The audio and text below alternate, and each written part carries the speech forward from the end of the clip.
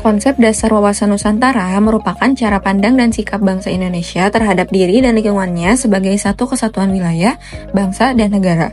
Pandangan ini dilandasi oleh nilai-nilai Pancasila dan Undang-Undang Dasar 1945, serta menekankan pentingnya persatuan dalam keberagaman demi tercapainya tujuan nasional.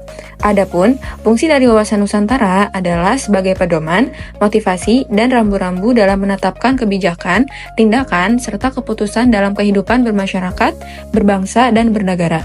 Wawasan ini menjadi landasan dalam menjaga kesatuan bangsa dan menjalankan pembangunan nasional secara menyeluruh dan terpadu.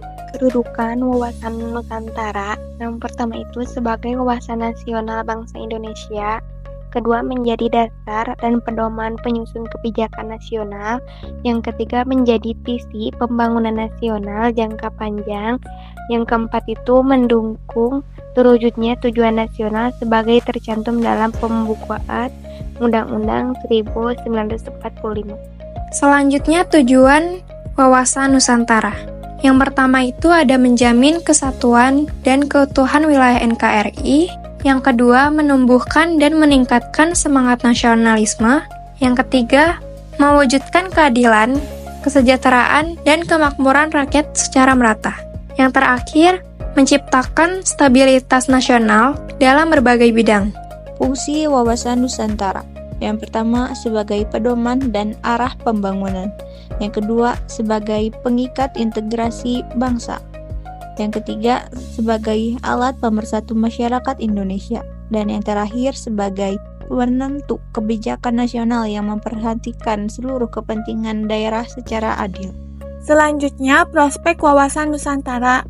Yang pertama, tantangan globalisasi yang meliputi informasi bebas, budaya asing, dan individualisme. Yang kedua, ancaman disintegrasi yang meliputi konflik suku, agama, ras, dan antar golongan, separatisme, dan intoleransi. Yang ketiga, peran strategis generasi muda yang meliputi menjaga nilai kebangsaan, mengembangkan toleransi dan keberagaman, menjadi agen perubahan. Kemudian yang terakhir, peluang besar sebagai benteng ideologi, sebagai pembentuk karakter bangsa, dan modal sosial untuk kemajuan. Gimana cara kita menerapkan wawasan Nusantara? Yang pertama ada cinta tanah air. Cinta tanah air nggak harus jadi tentara kok. Misalnya saja, kita bisa mulai dari hal simpel kayak menjaga bersih lingkungan, nggak buang sampah sembarangan, dan nggak pakai produk lokal.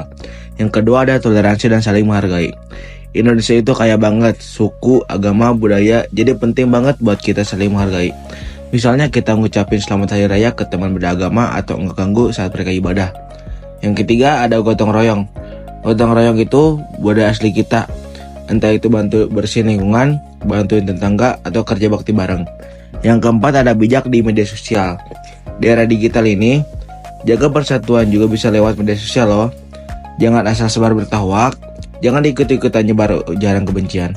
Yang kelima ada bangga jadi orang Indonesia. Tunjukin rasa bangga kita lewat hal kecil, kayak ikut upacara, hormat bendera, dan pakai bahasa Indonesia yang baik. Indonesia, negeri kepulauan yang kaya akan budaya dan sumber daya alam. Semua ini disatukan oleh satu pandangan, yaitu wawasan Nusantara. Tapi, tahukah kamu, wawasan Nusantara kini menghadapi banyak tantangan. Globalisasi membawa budaya asing yang bisa menggerus identitas bangsa. Korupsi, ketimpangan, dan konflik sosial melemahkan persatuan. Ancaman kedaulatan seperti pencurian sumber daya dan pelanggaran wilayah makin nyata. Dan rasa nasionalisme di kalangan muda mulai memudar. Saatnya kita sadar, jaga semangat persatuan, cinta tanah air, dan jadi generasi yang peduli. Assalamualaikum kaum mawar, terima kasih ya sudah bersedia diwawancarai. Aku sedang mengerjakan tugas mata kuliah pendidikan kewarganegaraan tentang wawasan Nusantara. Boleh aku tanya-tanya sebentar? Boleh, silakan. Senang bisa membantu. Pertama, aku ingin tahu dulu sebenarnya apa sih konsep dasar dari wawasan Nusantara itu?